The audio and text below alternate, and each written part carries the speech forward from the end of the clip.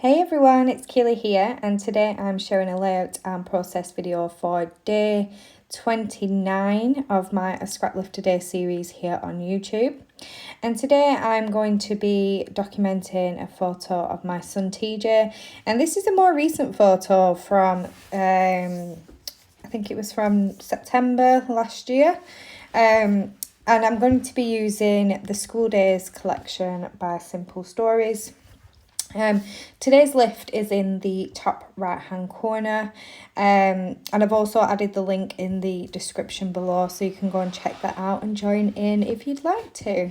So yeah, this photo is of my son TJ, and I got him to pose for me for a photograph after he came home from school with the Handwriter of the Week award, which is something we're really proud of with my son TJ. Handwriting has always been, I'd say, a difficulty for him. He's really struggled with his handwriting over the years, and he's worked really hard getting his handwriting kind of up to scratch, if you will. And I think it was just before this he got his pen license at school, which is something he was really proud of, because I don't think he ever thought he'd get a pen license at school. And then he got his Handwriter of the Week certificate as well. So yeah, so I'm really proud of him for this. I think it's just an amazing achievement for him, especially when it's something that he did kind of struggle with, and he practiced, and it paid off in the end.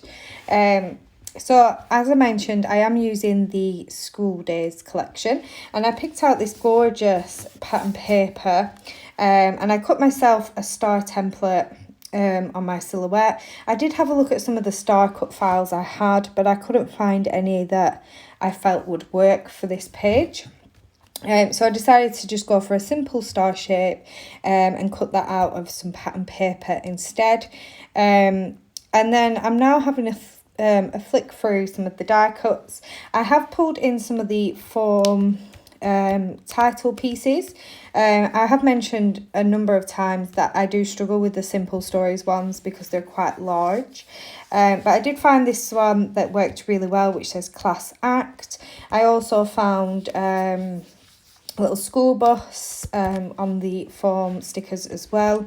I've added one of the cut apart tags above my photo.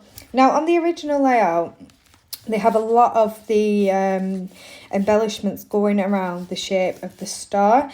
Now you will have seen me bringing in a few wordy bits and trying them around the edge, but it just didn't work for me. So I decided I'd embellish this layout as I normally would, taking inspiration from the star shape.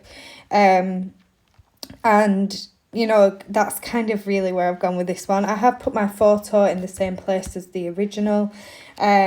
So I've took inspiration from the star shape itself and then the photo. And to be honest, the star also inspired my photo choice for this layout as well.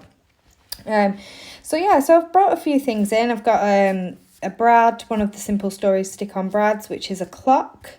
I am now having a look through some of my Bramble Fox stars to see if I can find some that'll work on this layout.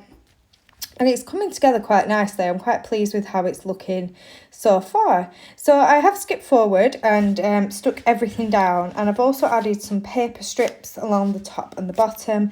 And I've also added just a small amount of the border sticker as well from the 12 by 12 sticker sheet.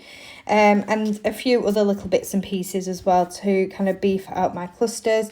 I also used one of the Bramble Fox stars to make a decorative paper clip, and added a paper aeroplane down at the bottom.